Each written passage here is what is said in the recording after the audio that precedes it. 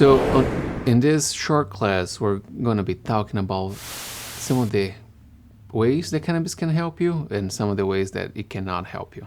Sometimes your sleep is just chopped up. Cannabis can help with that because if you're using consistently throughout the day, going back to the tinctures, for example, and how you're dosing them, your body will be more balanced overall. So during your sleep time, you're just gonna have a more quality of sleep.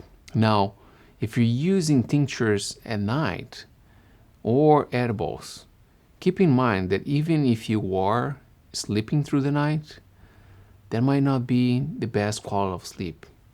Some researches show that consuming cannabis before bed, or if it's present in your bloodstream throughout the night, you're reducing the REM sleep that you have, and that's the restful kind of sleep. But if you're having no sleep at all, well, it's better to have some sleep than none. We recommend to patients and clients using vapes to induce into sleep because they're more concentrated. You have a better chance of feeling more relaxed, more sedated, and to just go into slumber a little bit easier. So we're leaving a list of all the vapes, all the concentrates, and all the strains that we recommend for your sleep time routine. But remember, it's about how much you use it and how you use it.